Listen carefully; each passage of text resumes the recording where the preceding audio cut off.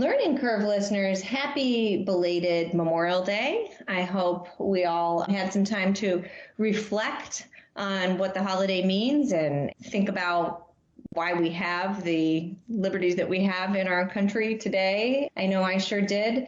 Also enjoyed a sunny, long weekend doing a little bit of soccer watching and then a whole lot of nothing, which is exactly how it should be. A little bit of barbecue eating, although not the meat part.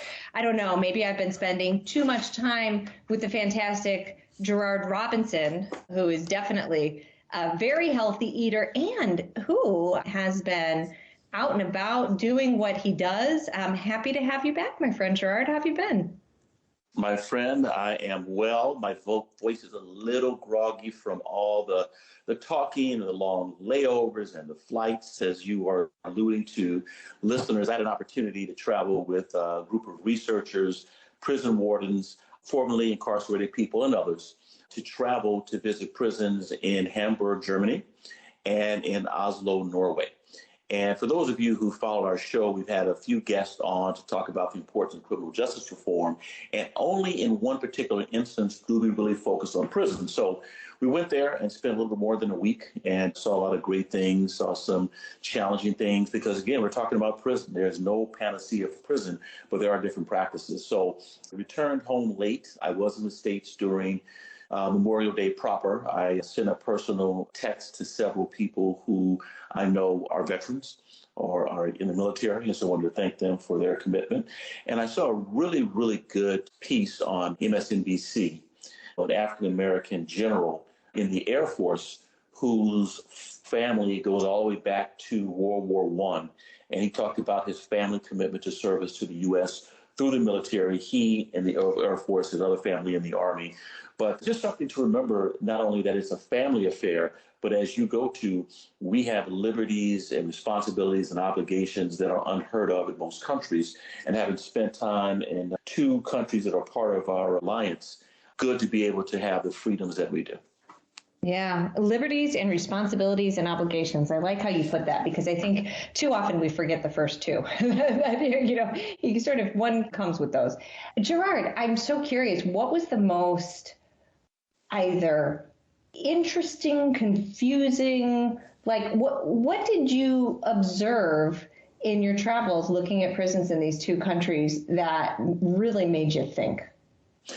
For Hamburg, Germany, I would say it's the philosophy of language. And here's what I mean. When you look at their constitution, you'll find the word human dignity, or the phrase. When you look at statutes and rules and regulations related to how you have to work with people who are incarcerated, you hear words along that line. And a lot of that was enshrined in their legal language, and naturally so, coming out of World War II. And coming out of the Third Reich and the role that prisons played, definitely extermination camps for Jews, both in Germany, those from Russia and other places. And you also had interned prison camps, which were slave labor camps. And so coming out of all of that, you got to figure out how do we work with people in prison. So that's one history. So I would say the philosophy of language. In Oslo, I would say the professionalization of correctional officers. And we had a chance to visit a college where if you want to become a correctional officer in any Oslo prison, you have to go to school for 2 years and then graduate. In the United States, we had one warden who said, not only as a warden, but someone who went through the program. In the United States, it's 6 weeks, and you become a correctional officer. And so they're saying that one way to make it a more attractive job for people to do it is to professionalize it.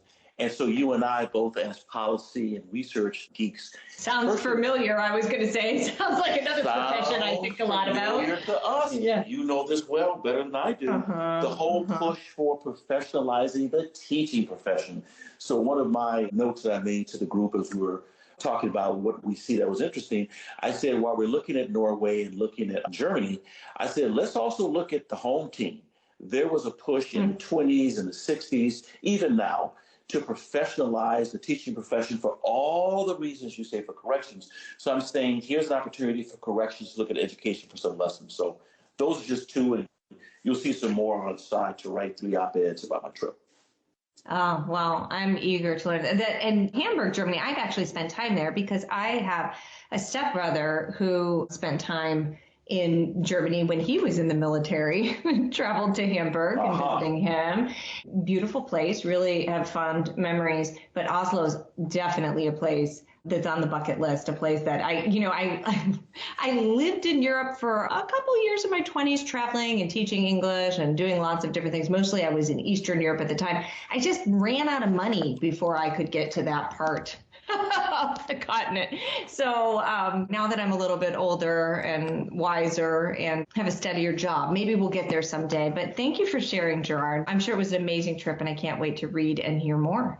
But you didn't miss much here at home. It's business as usual, I think, especially when it comes to media and our stories of the week. I've got a story today, Gerard, on my new favorite pet peeve. I mean, I feel like I have lots of them, but my new favorite policy pet peeve has to do with the utter nonsense that we're seeing around accountability. And I know that that's inflammatory language, but I'm getting bummed, Gerard. And this one, though, this is a story that gives me hope. I'll say that. This is a story from our very own Boston Globe.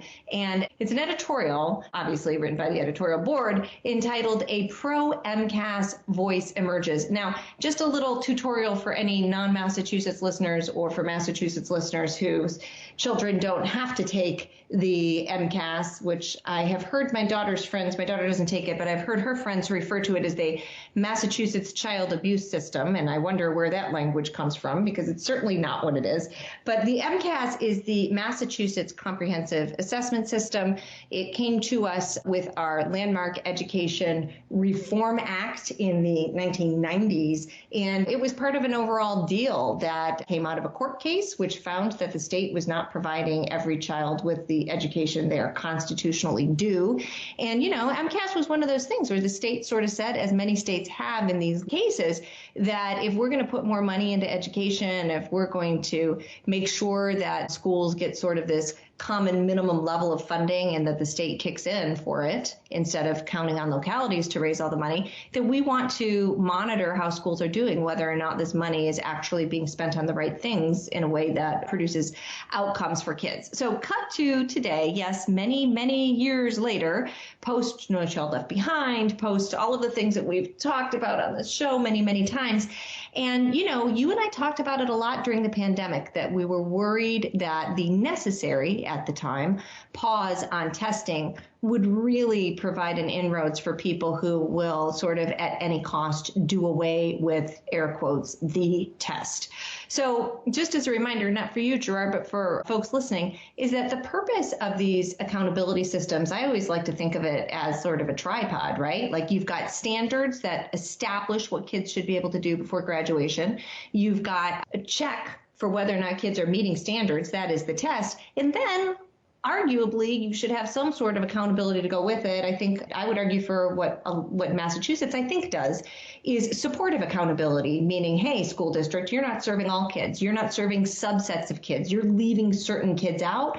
We're going to come in and take corrective action. And most of the time, that results in corrective action that is more support from the state. Certainly, we're seeing that in a place like Boston, where I will just keep reminding folks that pre-pandemic, only 33% of fourth graders were proficient on NAEP ELA exams. Let's just keep saying that because we wouldn't be able to tell, we wouldn't be able to say, we wouldn't know how few kids are able to read on grade level, not just in our country, but in this Commonwealth, which is one of the highest performing, if not the highest performing in this nation. We wouldn't know how many kids can't read on grade level. We wouldn't know how many kids aren't basically numerate. And that is because we have data, right? And so these data are important in so many ways, especially on shining a light and the inequities that happen with certain pockets of kids. Schools should not be able to fail anyone. So here we have in Massachusetts, as in many other states, Gerard, a push to get rid of the test.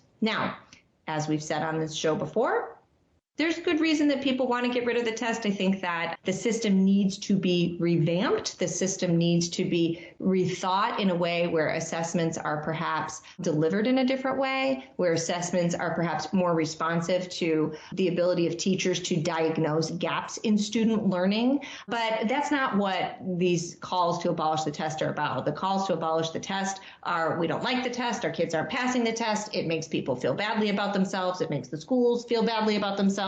So let's just get rid of it. It's like the pendulum swinging back to the late 1980s when we had very little information, but we were finding out after graduation that kids weren't able to do things like, I don't know, write a basic business letter, and they were therefore not able to get jobs, weren't able to function in the economy. So we do have some promise emerging here in the Bay State, which if you would have asked me a couple weeks ago, I would have said that I wouldn't be surprised if MCAS were abolished.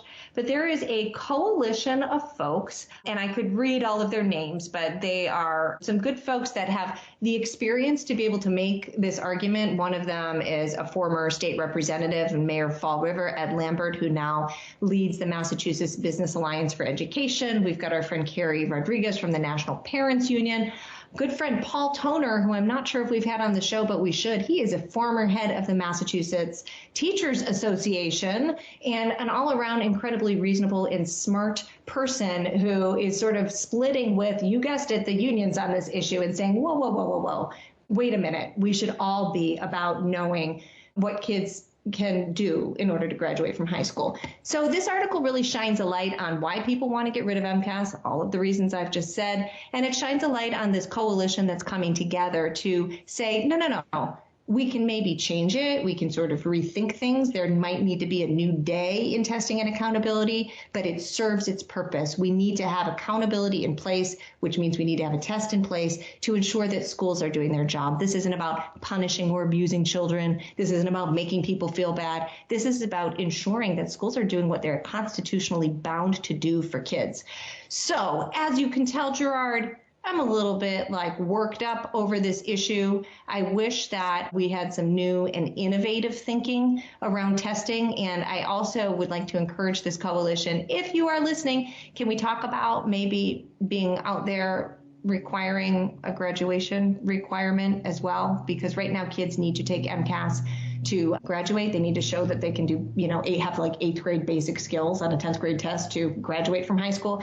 And we want to make sure not only that MCAS, the test, is maintained, but that graduation requirement stays in place. So I'm waiting with bated breath. I am hoping that these really, I think, reasonable voices with data, they're bringing data to this argument, can prevail. And Massachusetts isn't alone, Gerard. You as a commissioner have worked on these issues for years. What do you think? Let's look at Massachusetts in an international comparative, since I have been doused recently in the whole idea of the importance of intellectual comparison. So let's look at Massachusetts and PISA scores 2012. So let's just go back before the pandemic. Do you know that your state took the PISA in 2012? And not only did it compete as a state, Massachusetts decided to compete as a nation among 70 plus actual nations in and 3 we subjects. did pretty well. And you did pretty well. In fact, in 2012, in reading ranked 4th, in science, you ranked 6th, in mathematics, you ranked 9th.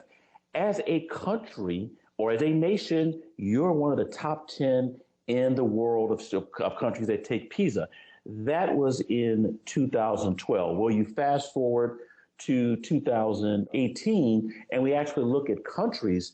I mentioned Germany. Guess what? Germany surpassed the United States in terms of PISA. I mentioned Norway. Norway did the same thing. The first thing we're going to hear are those countries, in fact, are pretty culturally monotone, that they're just Germans and that they're just Norwegians and they don't have a lot of diversity. Well, first of all, that's not true. Absolutely not true. Germany is more diverse in 2023 than it was 33 years ago when I first traveled to Germany as a student at Howard University. It is very diverse ethnically, racially, economically, but they also have a much stronger emphasis on the importance of schooling and trade and work. and higher ed. Higher ed also happens to also be free. So I just want to put in perspective that when we're comparing ourselves to other countries, MCAS makes sense because it gives your state an opportunity to do so as a nation. Florida, other states have done the same thing. So no, let's not get rid of it because we need it for international comparisons. There are two coalitions here, a coalition of commitment and a coalition of convenience. A coalition of commitment are the ones who are saying we need to keep this and make it better. Are there some challenges with MCAS? Absolutely. There are people who support it who said we've got to make tweaks here and there to keep up with the times. But a coalition to commitment means that we're going to be committed to evaluation, a commitment to accountability, and a commitment to the taxpayers and the families. Too many students from Boston in particular are going into school in need of remediation for a system that we say is one of the best in the country. So I'm all in the coalition of commitment camp, not so much for the coalition of convenience. It is easy and convenient to take the MCAS and abuse it and use language that's better suited for children who are truly abused than to bring that into the K-12 system. I'm glad that people have that kind of critique. But guess what? That's a coalition of convenience, and it's often the coalition of convenience that will sit around and pat each other on the back, tell themselves they're great and smarter than the rest of us, and at the end of the day, their children won't be sitting next to the children who found themselves in economically or academically challenged schools, but will then find reasons to explain how they ended up in prison. It's not because we didn't hold them accountable. So that's what I got to say. I like it. What are you thinking about? Well, I'm thinking about school choice, particularly ESAs. And so my article is from Patrick Wolf, who's been a guest on our show. He is a professor at the University of Arkansas Department for School Reform. His article is titled Realizing School Choice and is published in Law and Liberty. Part of his article is a response to a previous article written by Rick Hess, who's the director of education policy at the American Enterprise Institute. They also know each other, having both graduated from Harvard and studied under Paul Peterson. But Patrick, and this article is worth reading for three good reasons. Number one, if you're not familiar with the evolution of the parental choice movement, it's worth reading because he walks you through the chronology of it, but he also walks you through the different types of programs, starting with initial vouchers in Milwaukee to ESAs that we have, in 9 states and other states are going to join. So that's number one. Number two, he walks through some of the research he and others have put together. Be very clear. I don't think there's anybody in the United States who better understands parental choice programs in action from what I would call a apples to apples standard than Patrick Wolf. Yep. He is my go-to person when I need to update my research, because people think that Pat is doing this solely because he's being paid, funded by the Waltons. He's only doing it to prove that it works.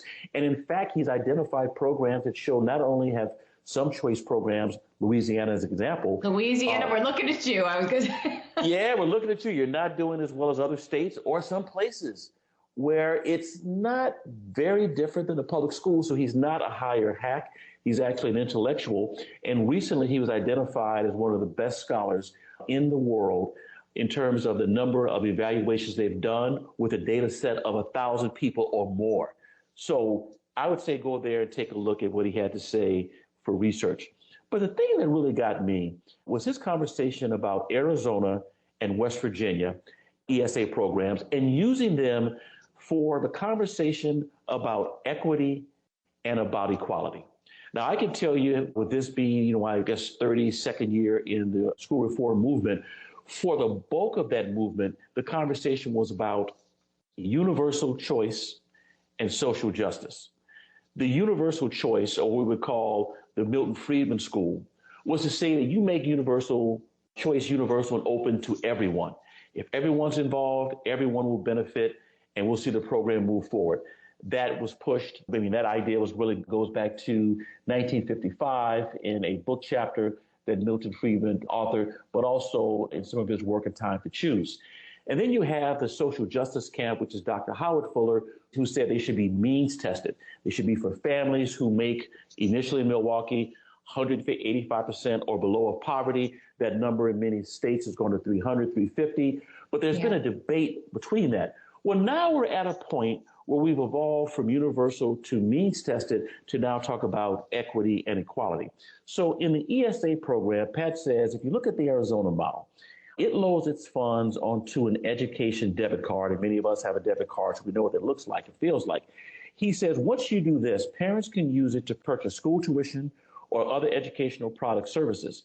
There was a time within the voucher program in Milwaukee, for example, where you could only use the money for tuition. And with the maturation of the parental choice movement, guess what? We realized there's more school costs than just tuition. So for Pat Wolf, the Arizona model is an upload.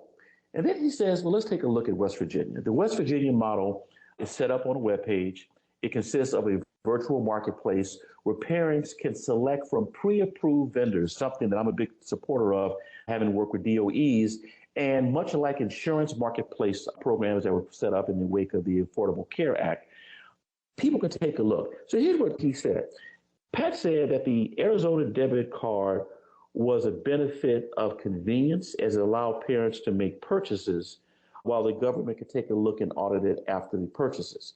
He then said the West Virginia model is much more of an educational choice model that benefits, but it supports accountability. So here's the bottom line. Pat says targeted programs are more efficient and consistent with equity concerns. These are the ones that are means tested. Universal programs are more politically resilient and satisfy equality goals. So for those of you who are looking for language and how it's matured over time, I'd say check out Pat's article. Oh my gosh, I'm going to go read it because I've been struggling with this in my own brain. I think I've been struggling with it on the show too. And I'm going to read it and then I'm going to call Pat for a discussion. So absolutely. Maybe we can all have it. Well, Gerard, I think I would love for us to go on, but you know what? We actually have our guest waiting, and he is Donald Graham, the chairman of Graham Holdings Company, previously the Washington Post Company. So we, dear listeners, are going to be back right after this.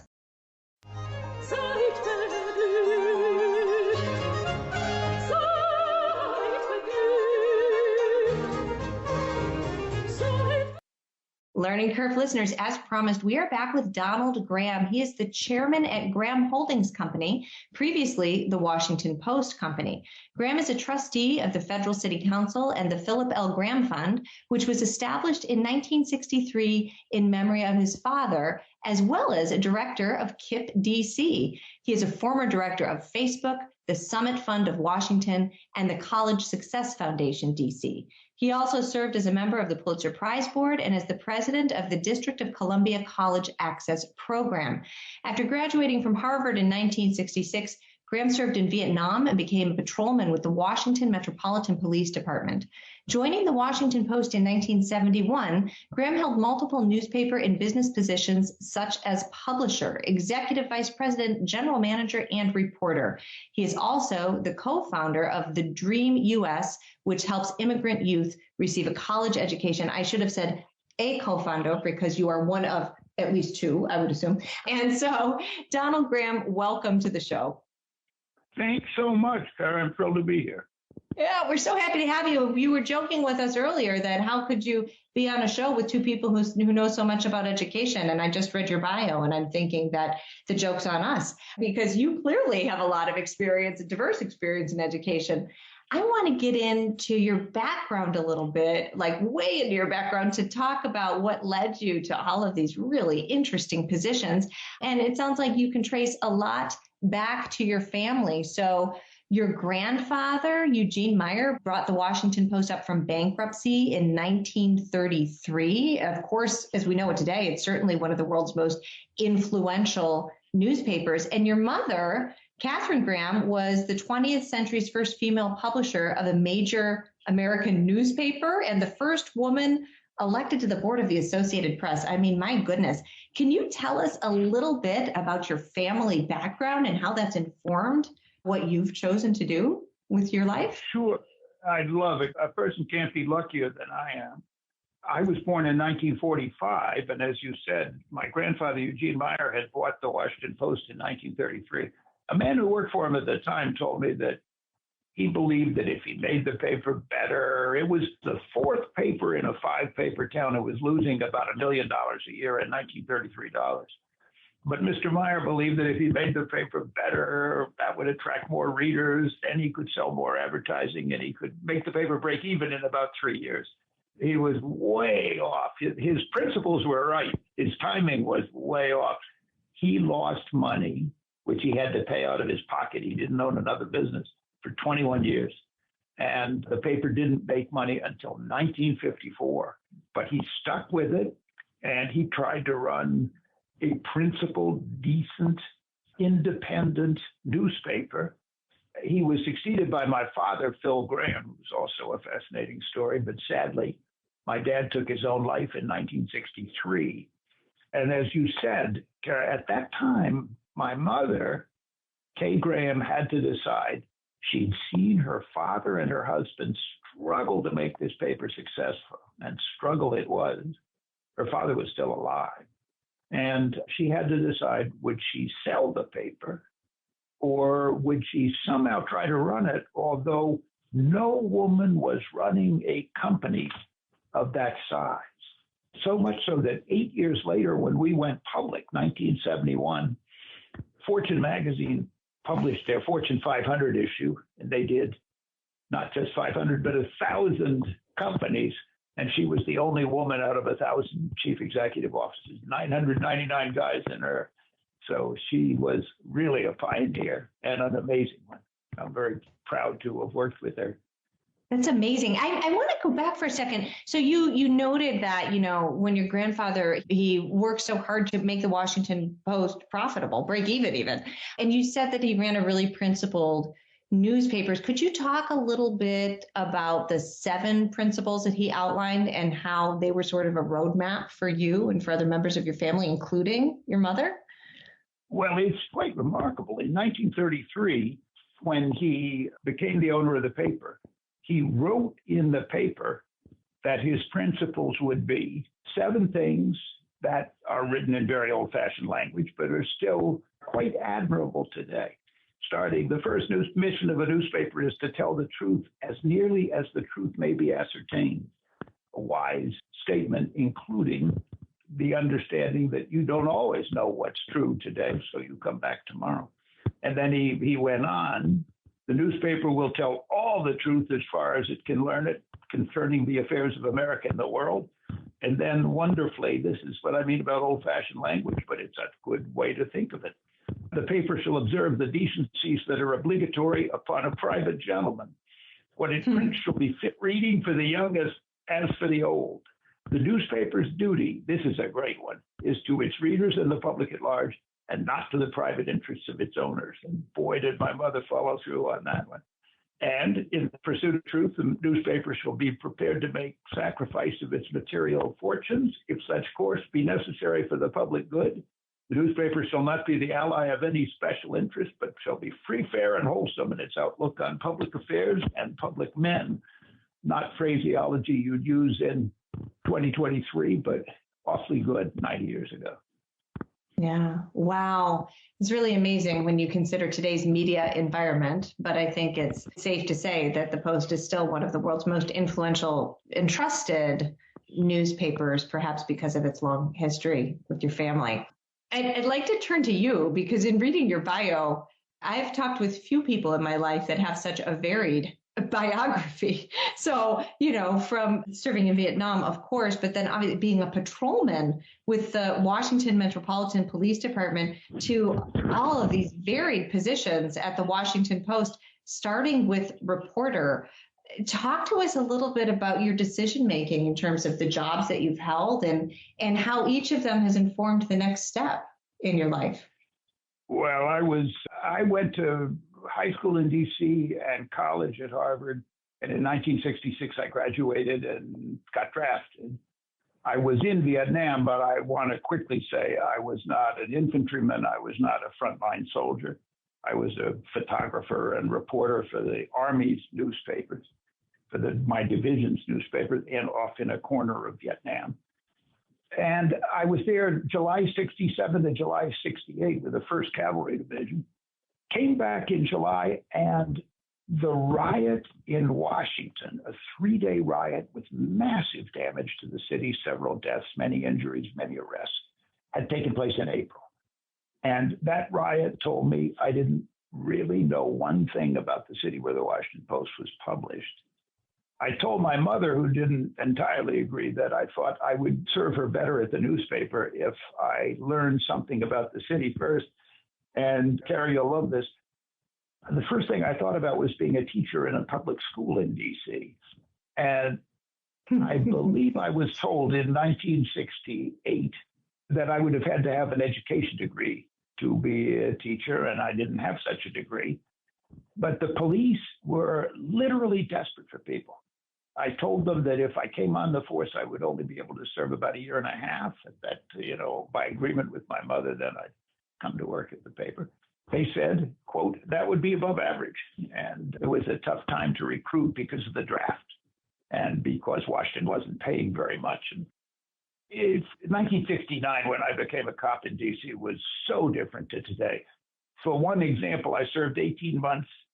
I made quite a few arrests, traffic stops, whatnot. I never arrested anybody with an automatic weapon. We did not carry automatic weapons. We carried 36 shooters, basically 38 specials. And I don't believe anybody in my precinct arrested anybody with an automatic weapon. And now in Washington, as in the rest of the country, many young teenagers have automatic weapons, and it makes policing infinitely more dangerous. I admire people doing that job so much. But I learned many valuable lessons, the most valuable of which was that I wasn't as smart as I thought I was, because so many cops were better at what they were doing than I was. And they had more experience and had been through every kind of call 50 times and knew what they were doing and were good enough to teach me. Can you tell us a little bit about how, after serving in that role, you went on to become first a reporter and then a leader at the Post? Well, I mean, I became a leader because I was a member of the family that owned the paper. That was no mystery. You named it, though. Thank you. Yeah, I mean, I plainly advanced due to merit and hard work, but the fact that my name was Graham had something to do with it. And I was under no illusions about how I became a leader. But I was in a family company, and family companies are very, very interesting. So being a reporter, obviously, having served in the Army, having served in Vietnam, was very useful. I mean, this was the time of anti-war demonstrations, some of which I was covering. Certainly in any city, the courts and I didn't cover my former colleagues. I didn't write about police I had known, but crime was a very big story. I did some of that. And then, because I'd known the people I knew, it made it easier for me to understand the people who put the paper out other than the reporters. Yeah. I mean, the Post at that time, newspapers at that time were classified by the United States government as manufacturing businesses. And we had printers, press operators, and other production workers, ad salespeople, circulation delivery people, without whom the paper wasn't going to get out. It was a completely interdependent. Those were all just as important as the reporters to the daily operation of the paper. So you had to understand what kind of people those were and what motivated them.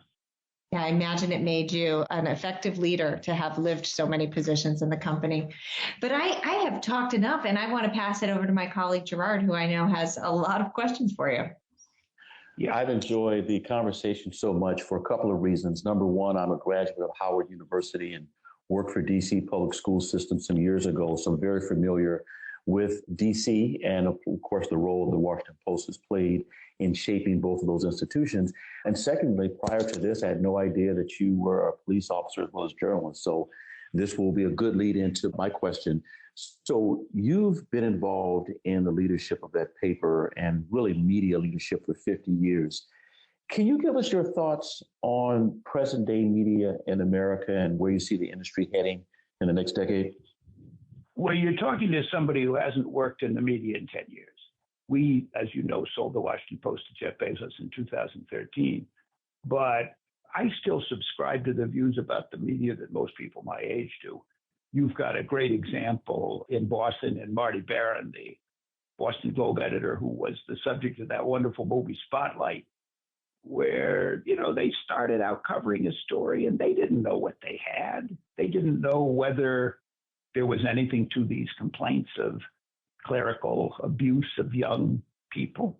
But they worked at it. They talked to people. They talked again. They went back to different people. They got everybody's point of view. And finally, it turned out there was a very important story. But it wasn't because they were out to get anybody. It was because they were out to get the truth. And so my point of view is you start reporting the story. You don't know what the story is.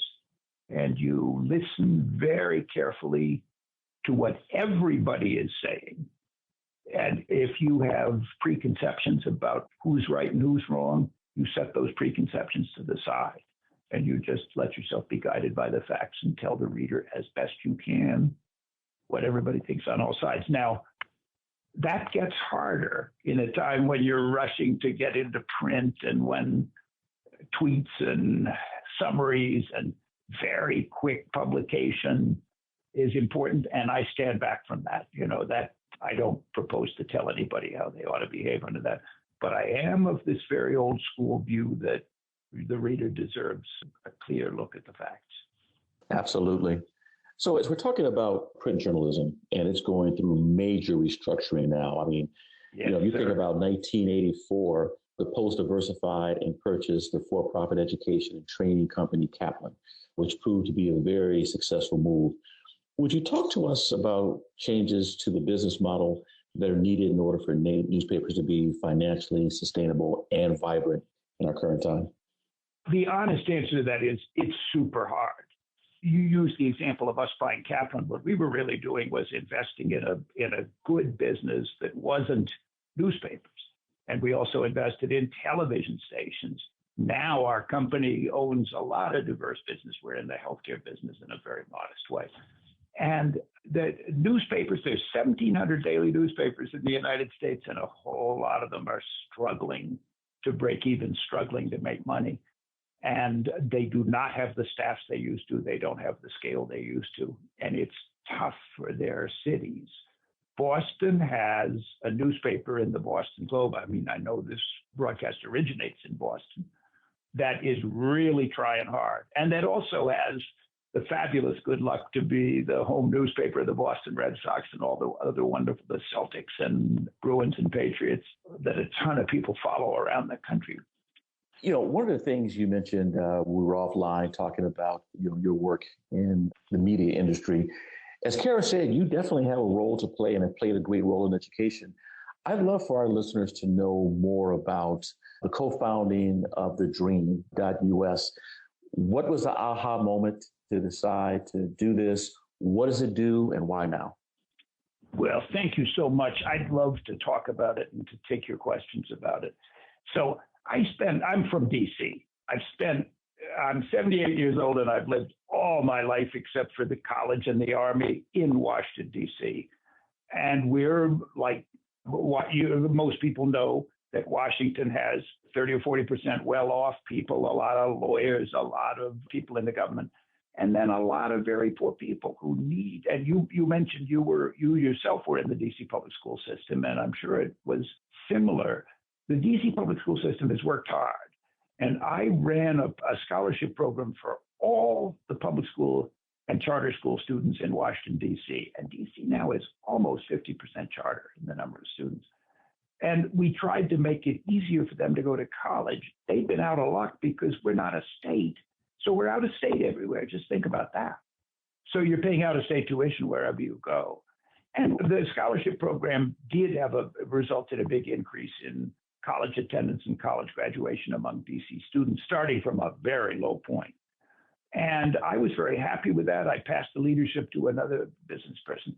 And then I started to look into the one group I knew of that really couldn't go to college or didn't go to college at all. And that was this group called the Dreamers, the children of undocumented immigrants. And I met so many who had similar stories. They'd come to the U.S. as very, very small children. Our scholarship program's been going for almost 10 years now. And the average student going through our program came here as a 4-year-old. So they not only went to high school in the United States, they went to kindergarten in the United States. And yet, when they graduate from high school, Their classmates, if they're poor, if they're low-income students, they get a Pell Grant. No matter what their income, they can borrow any amount of money that they want to make it possible for them to complete college. The undocumented students, the dreamer, the ones I was meeting, didn't get any of that. No grants and no loans. Now, how is a poor kid going to go to college without any of that? And as I met more and more of these kids, I thought to myself, I'm a very old-fashioned kind of American. I love this country.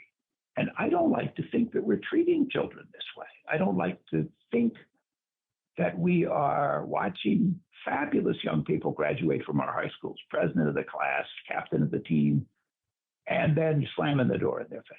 Sorry, you can't go to college. And I've met so many of these kids whose own college counselor said to them, you can't go to college. Just understand that. So we started out thinking naively in 2013 that Congress would soon take care of this problem because it was pretty obvious that, that these students were highly deserving and that the country would benefit from them.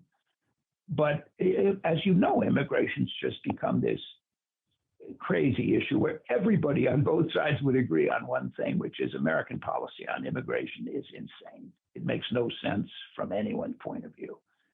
And it sure doesn't from the dreamer's point of view and from my point of view. So we are now sending about 1,000 of these students a year as freshmen to very low-cost colleges like the City University of New York.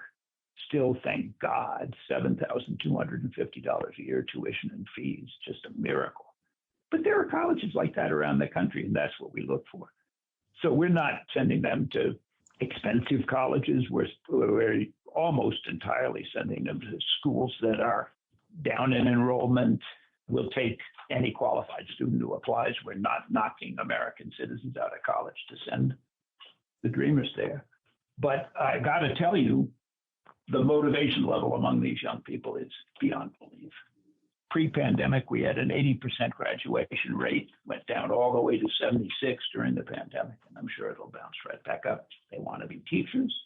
They want to be, above all, they want to be nurses.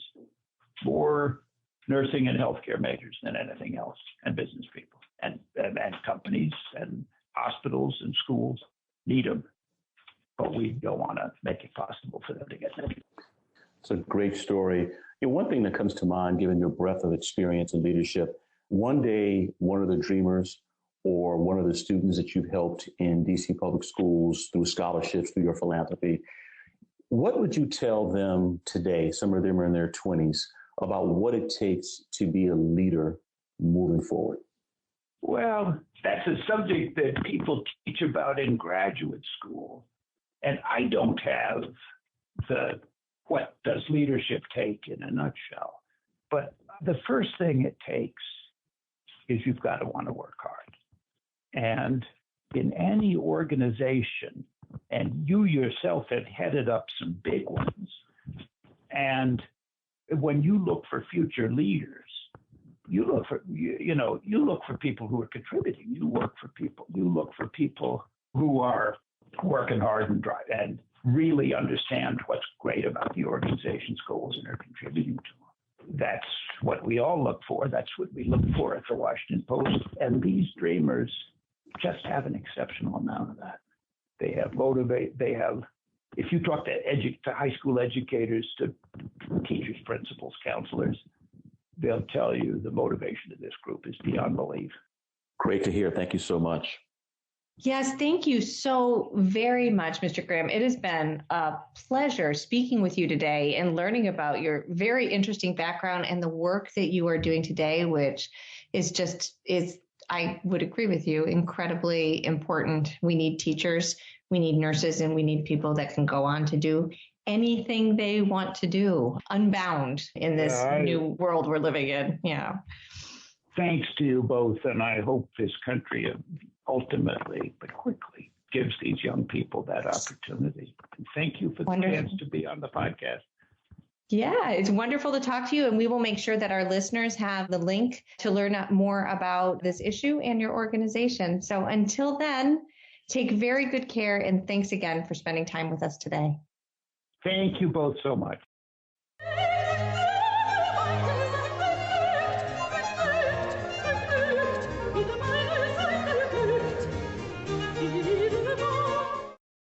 So our tweet is from a gentleman that we've had on the show before. It's about cell phone bans. Empower the teachers and schools to decide. Don't do a blanket ban at the state level. This isn't a good idea for those educators who use the phones for educational purposes with students. States may use cell phone bans in different ways. So Michael Horn, that's his tweet of the week. We've had him on before and might keep us thinking. Smart guy. I don't like a blanket ban either, just saying. All right, Gerard, next week we will be back together unless you're flying off to another exciting place that I don't know about yet. We are going to be speaking with Mark Raboy. He is a writer and emeritus professor in the Department of Art History and Communication Studies at McGill University. I love Canada. He is also the author of Marconi, the Man Who Networked the World. Gerard, until then, get some sleep, okay? Get on the right time zone. So for the German perspective, Auf Wiedersehen. And for Norway, for those of you who have a drink, Skål. Skål. Okay. Cheers.